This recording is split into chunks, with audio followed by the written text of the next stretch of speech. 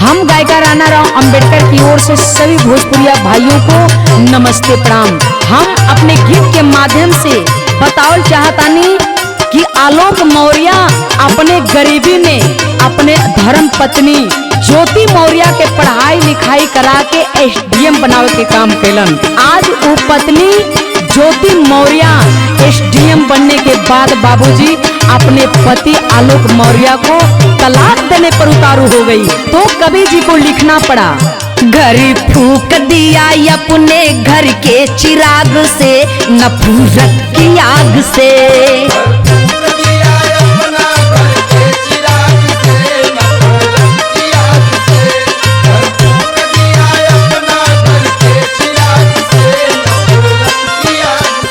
नफरत की आग से, नफरत की आग से, नफरत की आग से कोसो हुई है दूर तू नारी के त्याग से, नफरत की आग से।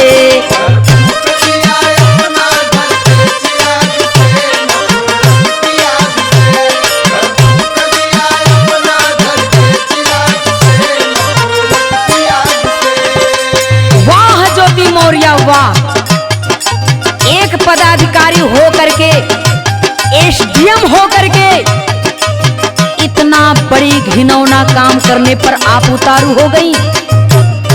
अरे पदाधिकारी हो चाहे डीएम हो, आप लोग तो नारा देते हैं कि बेटी बचाओ और बेटी पढ़ाओ।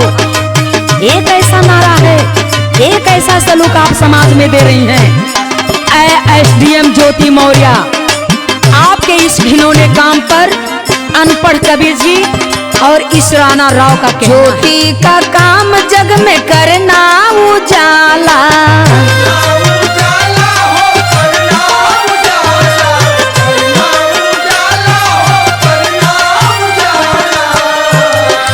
अपने से मुंह अपना कर लिया काला।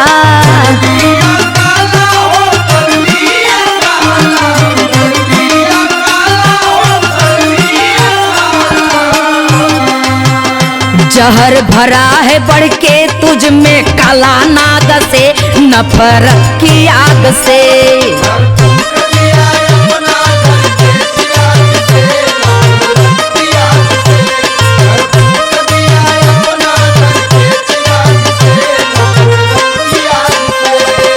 ऐ ज्योति मौर्य, तुम्हारा नाम ज्योति है।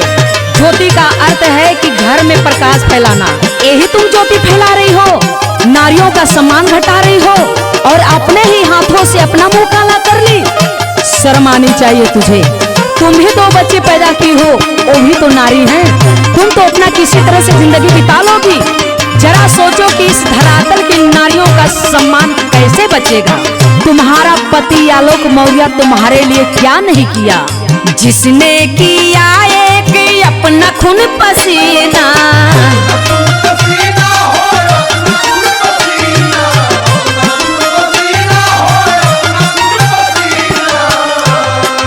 उसी पति का हराम किया जीना।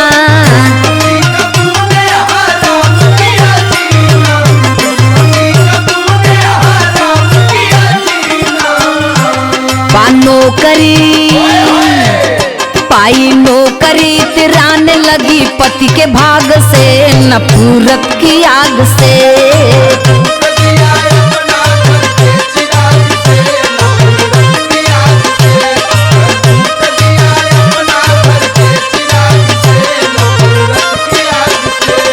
सुनो ज्योति मौर्य, तुम्हारा पति मेहनत करके खून पसीना एक करके तुम्हें पढ़ाया लिखाया। आज तुम्हें एसडीएम का पद मिला, एसडीएम बनी, तो तुम्हारे पति आलोक मौर्य का देन है रे।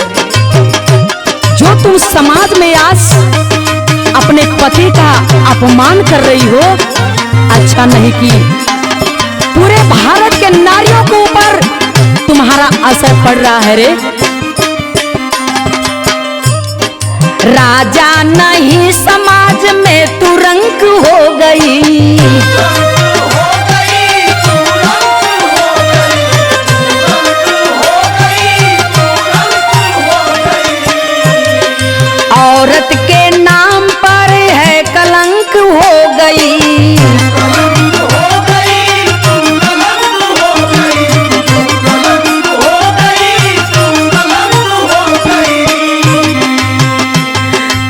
दिल भी बन के बदतरी हुई है कागज से, नफरत की आग से।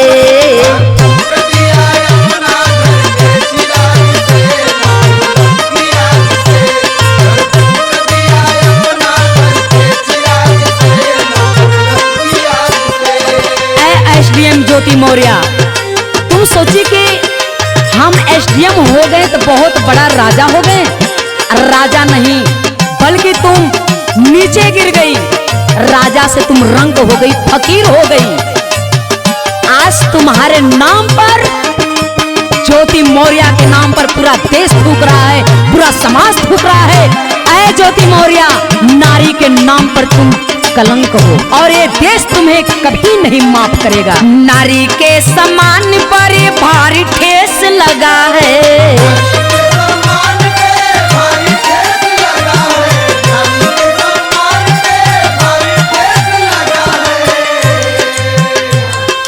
इसीलिए तो पीछे सारा देश लगा है।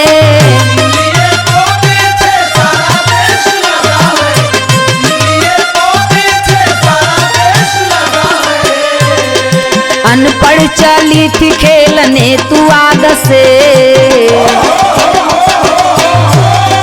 अनपढ़ चली थी खेलने तू आग से, नफरत की आग से।